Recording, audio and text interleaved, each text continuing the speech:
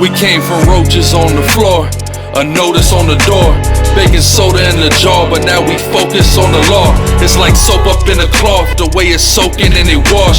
It's something like good dope, cause it's potent and it's raw. I used to post up by the store, work stash behind the door. This is 2nd Ezra chapter 16, starting at verse 18. The beginning of sorrows and great mournings, the beginning of famine and great death, the beginning of wars, and the powers shall stand in fear. The beginning of evils, what shall I do when these evils shall come? He's saying the beginning of all these things, right? Ezra is talking about what should I do when all these things, the beginning of these things come. Read. Behold, famine and plague, Famines and plagues, read. tribulation and anguish. This is all horrible things that are coming to earth, man. And you black Hispanics and Native Americans out here living life however you see fit, refusing to take heed to God and His words. Read.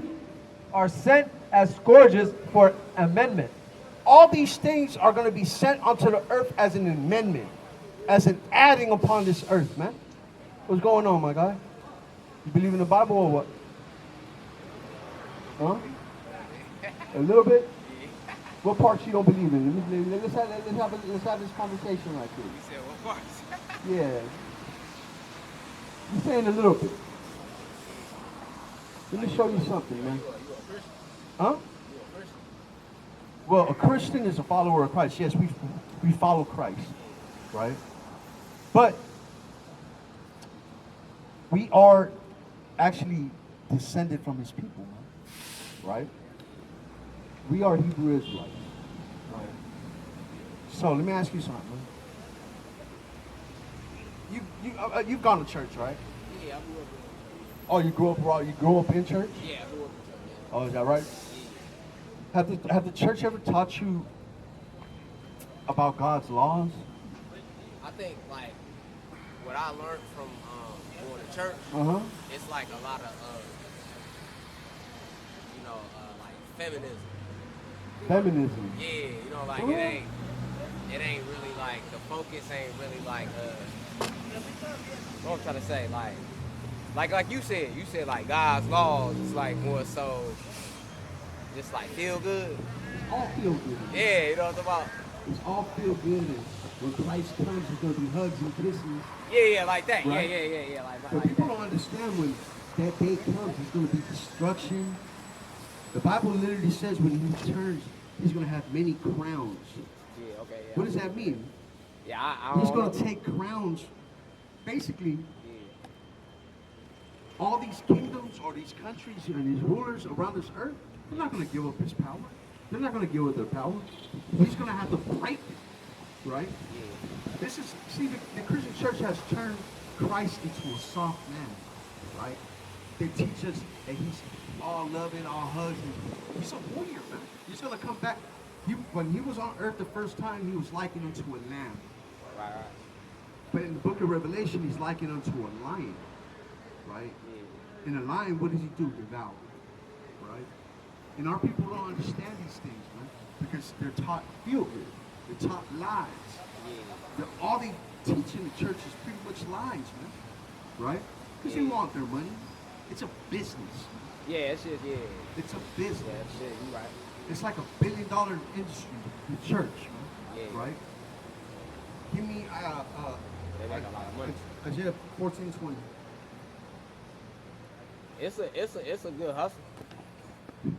It's just, I mean, listen. But when it comes to like the actual like the substance of it, It's nothing there. then yeah, like Is that what you figured out over time? Or? yeah, like it's just it's a hustle. You feel me? Like But you believe in the Bible, though, right? yeah, I believe in it, but not like that. You know what I'm talking about? Yeah. This is Isaiah chapter 8, verse 20. To the law and to the testimony. I mean, this is the book. The Christian church supposedly reads this book, right? But read. To the law and to the testimony. To the law and to the testimony. Read. If they speak not according to this word, it is because there is no light in them. The Christian church is darkness, man. Right? Because they don't speak according to their laws. or they don't speak according to the testimonies of the prophets. There's a reason why they only want to read. They want you to read the New Testament. There's a reason why, right?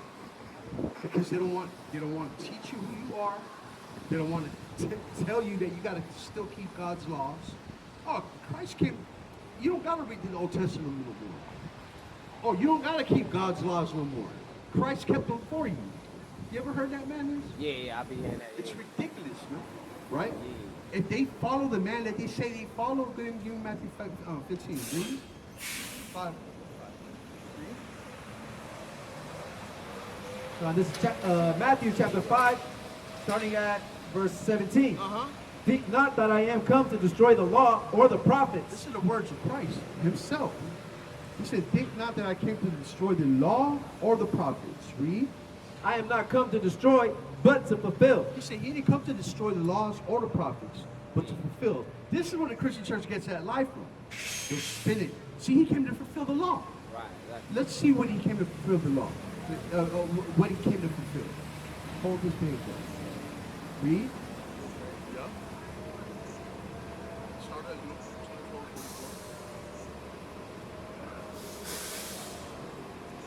24:44. Read. This is Luke chapter 24, verse 44. And he said unto them, these are the words which I spake unto you while I was yet with you. All these must be fulfilled, which were written in the law of Moses, and in the prophets, and in the Psalms concerning me. So this is what he came to fulfill, right? Everything that was written of him in the law of Moses, and in the prophets, and in the Psalms. His prophecies of his birth, right? Of his death, right? And his resurrection. That's what he came to fulfill. Remember, I didn't came to destroy, but to fulfill. But watch this. Acts 3:18. Read.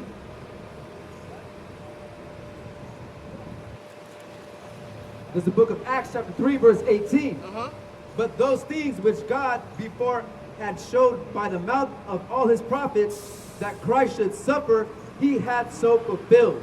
That's what he fulfilled. The prophecies, right? In the law. Now go back to Matthew. Read.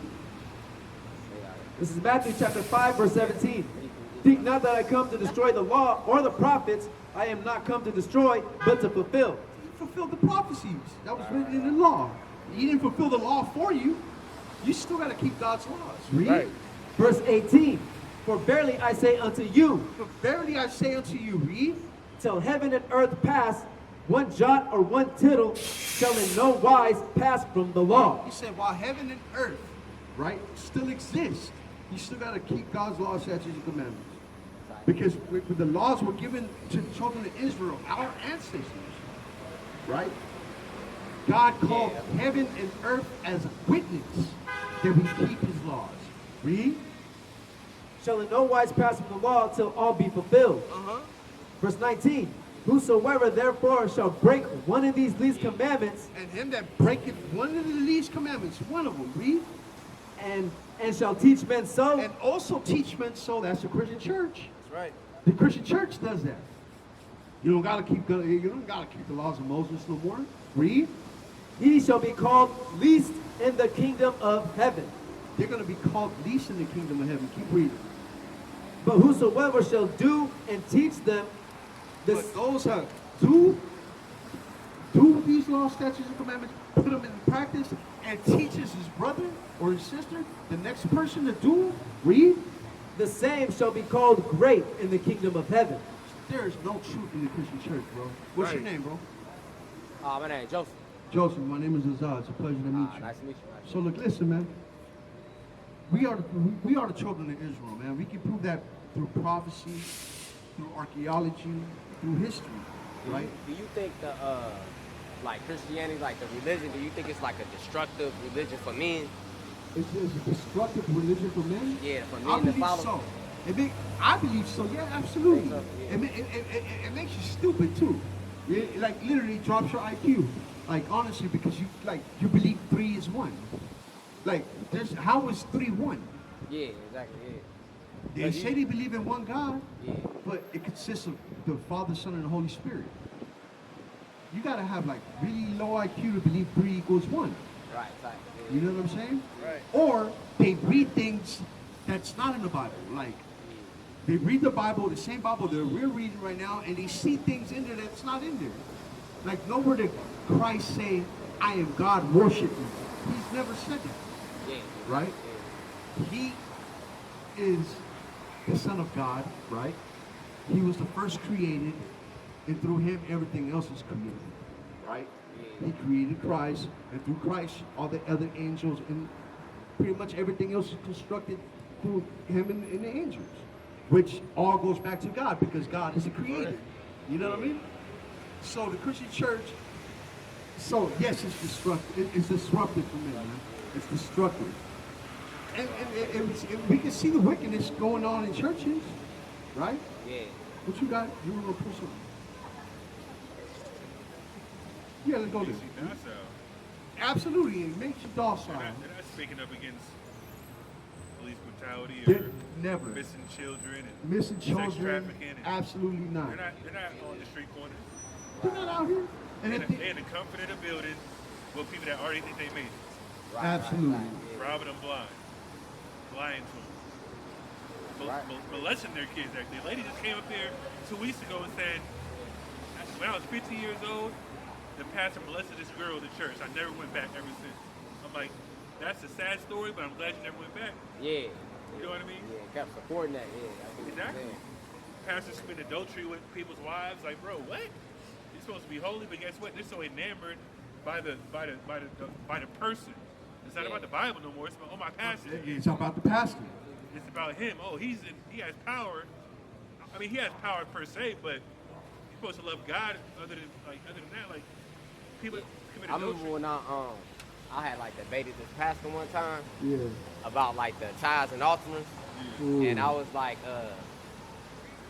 because in the New Testament it talked about like the apostles when they brought the apostles the money to their feet, then they distributed the money back to the people, like to the widows, Yeah, that's the law. Yeah, the orphans and things of that sort. And then he kept trying to like justify like that, you know, that 10%, you know what I'm talking about? Things. I'm like, but if that's like the Old Testament, but then you following like, you know, because I came up, that's what they was following, like the Jesus, the New Testament.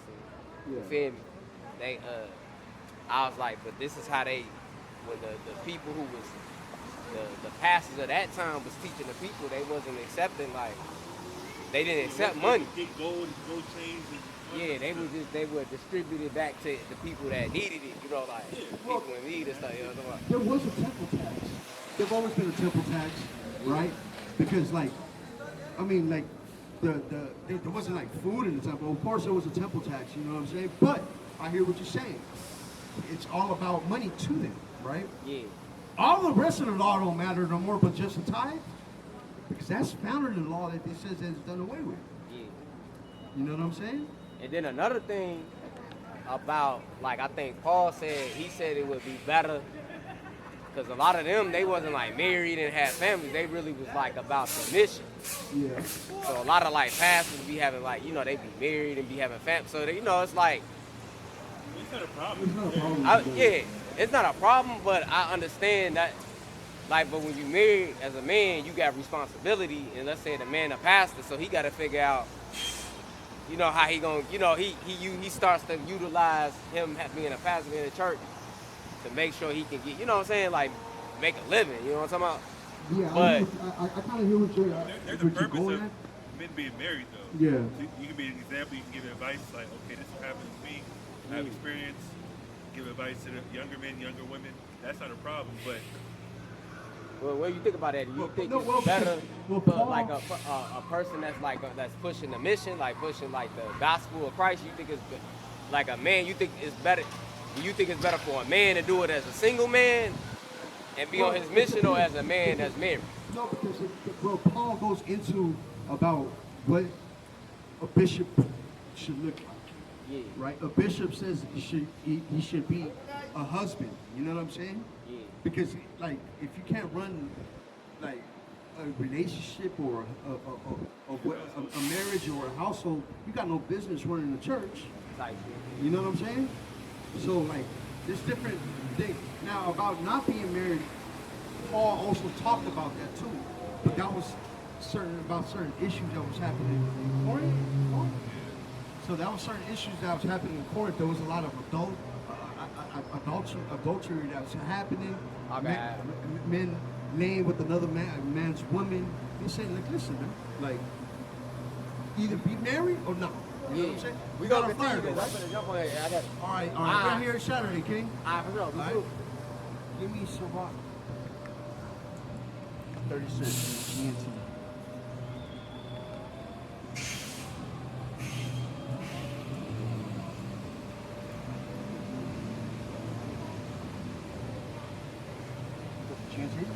Read. This is the book of Sirach, chapter 36 in the GNT. O Lord, God of the universe, look upon us and have mercy. Make every nation stand in fear of you. Take action against the foreign nations and let them witness your power. You have used us to show them how holy you are. Now use them to show us how great you are.